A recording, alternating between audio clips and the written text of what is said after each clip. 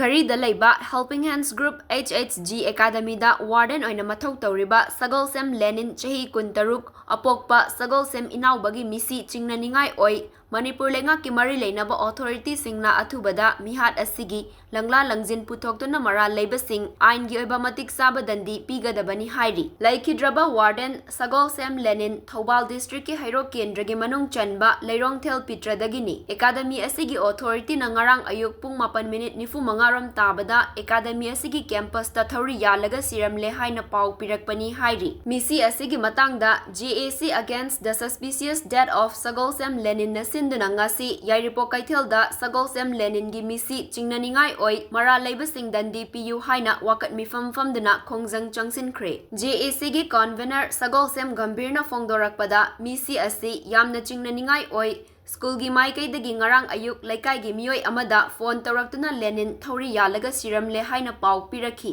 imung manungna pau asi tabaga siramlabadi fare asi bahaksang adu sokpidana siramleba mawong aduda adumak thambiramu haiba wafam thamki adubu yamna laibak thibadi imung manunggi mioi singna yauba matamda asi bahaksang adu yamna mawong tadana makhada taraga leirammi amadi thauri yalibara kari tawribano haibagi mami amata tadre athuba matamda Manipur lengakna mihat asigi achumba langla langjin puthok piu mihat asida January basing puthok triba fauba asi bahaksang laukhiroi loinana tha asigi 13 faubada mara leibasing puthok tuna chairak pidrabadi Thangnaba numittagi lamdam asida leiriba CSO sing Maira Paibe Loop sing club organization singa khutsam naraga makhal makha kayagi khongjang changsilagani masida lamdam asigi miyamnasu saugat piu hainasu convener Gamvirna miyamda appeal tarakhi Angang asi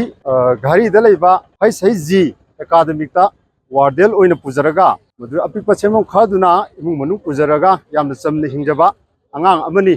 abu tawbadabu laibak thibadi khangudana ngarang asi akoigi school lomdagi hai mara puriba wardel puriba school lomdagi adusu magi apokpa mama pa family da nataba atoba saita haiba anga asi heng toroga thori yaraga leitre aina pau pibirak pagi matuina adu odi phare leigidaba de body adu masa kaimdu sokpi ganu aina imung manung de jo koi pau pijagi bini adu gi ona taina bada akoina imung manung na chapa matam de asi de body asi lamai da taraga thori yale ju khangde yande ju khangde yamna chingnaba misi amada mo amda leiramba masi akoi yamna chingnabana maram oraga asiba sigi asibda mihar pasida chenariba mihar pa asi athuba matamda government gi saita haijening baje